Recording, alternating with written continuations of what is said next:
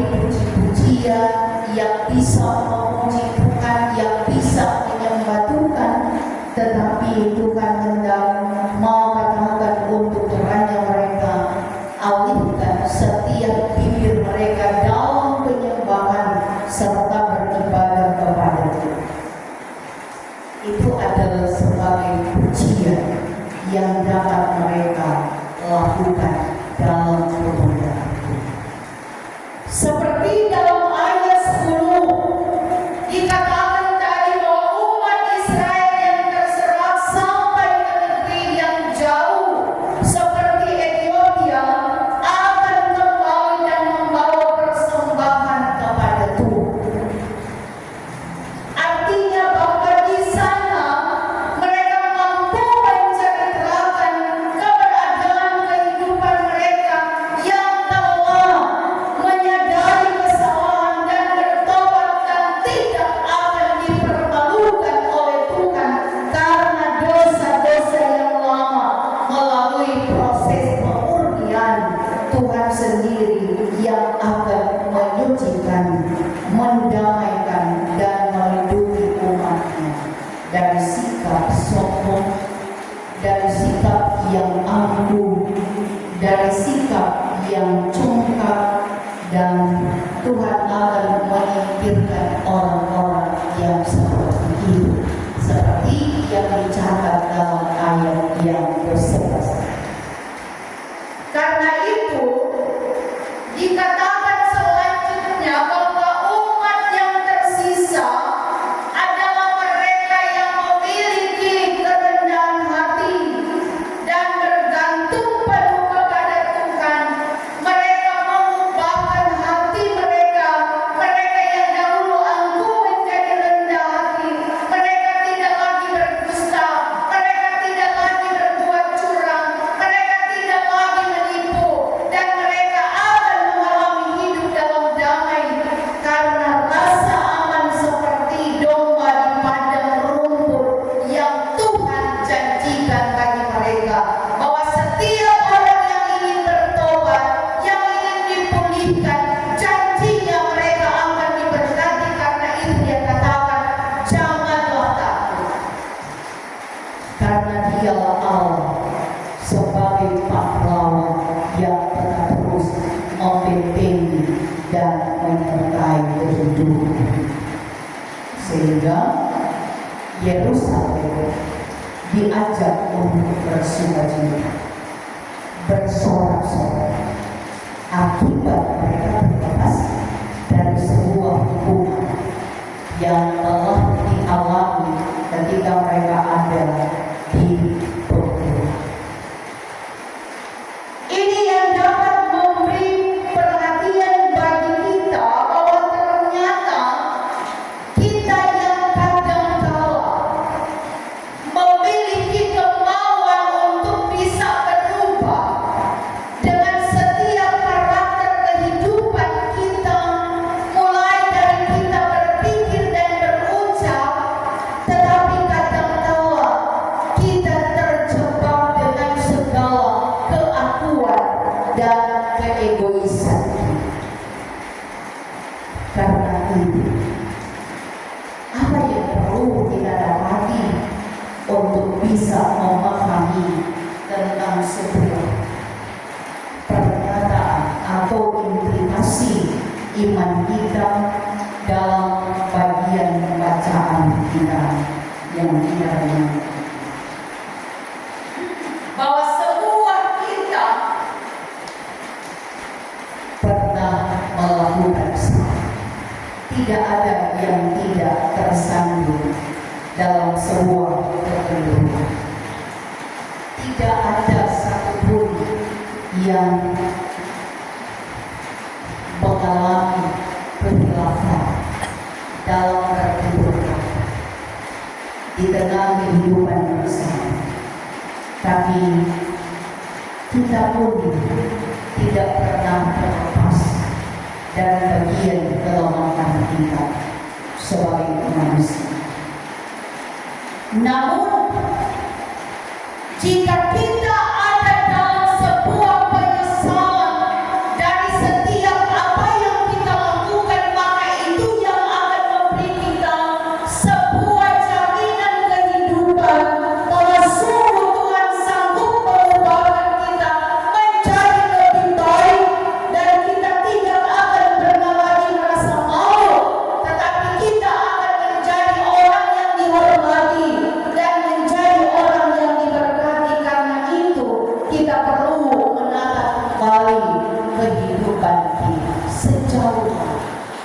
yang kita bisa berubah dari kebiasaan-kebiasaan kita yang salah. Orang bilang muka suatu boleh berubah, tapi kalau buat boleh berubah. Sedangkan rambut dari lurus boleh jadi berubah, dari berubah boleh jadi lurus. Tapi yang menjadi sebuah pandangan pemahaman tentang perubahan dalam kehidupan kita adalah sebuah tindakan yang tidak bisa kita mengulangi dengan masalah yang sama. Kalau kita sudah memiliki kemauan untuk ada dalam perubahan diri, orang bisa mengatakan, aduh, waktu lalu kita tidak bisa dikendalikan dengan pergaulan yang ada. Kita tidak bisa kendalikan ketika orang tua atau pelayan mengingatkan kita dari kebiasaan karakter kehidupan yang tidak mendatangkan. Tapi ketika kita punya kemauan untuk memiliki tekad, maka kita akan senantiasa berjanji untuk tidak mengulangi kebiasaan-kebiasaan yang dulu. Ketika kita telah menyadari bahwa kita telah bersalah dengan merasa terpuruk dalam kehidupan. Tapi seringkali orang kurang kasih sadar kalau orang susah kita. Aduh Tuhan, kita pakai ternyata ada baiknya. Tuhan ternyata pakai boleh baginya. Kita juga nanti disadarkan ketika kita punya persoalan dan pergumulan masalah. Tanpa kita sadari bahwa sebenarnya kita yang sementara membiarkan iblis mengintimidasi kehidupan kita sehingga kita tidak berlayak di hadapan Tuhan. Kita kecenderungan membuka hati kita, membuka peluang kita untuk dikuasai terus oleh iblis. Iblis menggoda kita dengan setiap lingkungan kehidupan kita. Kebiasaan kita, hobi kita yang kadang-kala ternyata dari semua yang kita lakukan menyakitkan orang lain, menyakitkan suami, menyakitkan istri, menyakitkan anak, menyakitkan pelayan, menyakitkan jemaat. Maka gereja terpanggil untuk dapat melihat bagaimana sikap kita untuk mampu menjadikan kehidupan kita berarti ketika kita mampu melihat kepada Yesus yang kita sebut sebagai pahlawan yang sejati, yang betul-betul menuntun dan menyertai kehidupan kita, asalkan kita tetap terus mempercayakan diri kepada Tuhan dengan sungguh-sungguh dan dalam penyesalan, tetapi ada tindakan usaha untuk memperbaiki setiap kesalahan.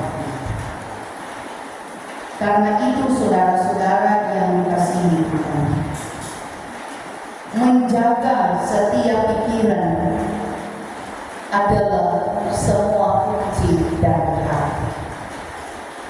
Memang hati ini bekas sekali kan?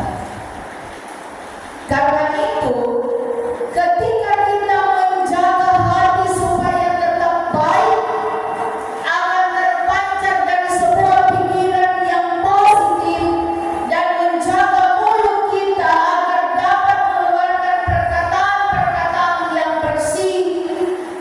Ternyata hati memang betul-betul kunci dari setiap kehidupan. Karena dari hati terpancar kehidupan yang mendatangkan berkah. Mengucapkan perkataan-perkataan yang baik yang mau berubah dengan kasih dan setia.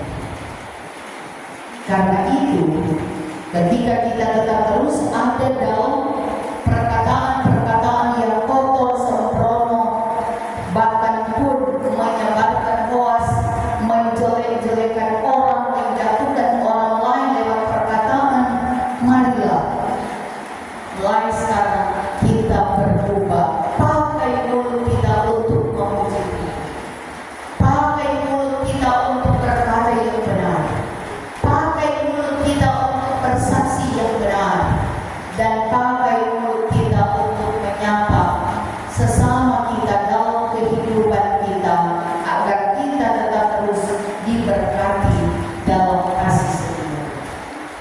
Kalau toh sampai hari ini kita dihina, kita diejek, kita tidak dianggap, dan banyak hal yang menyakitkan kita, kata firman Tuhan, jangan pernah takut.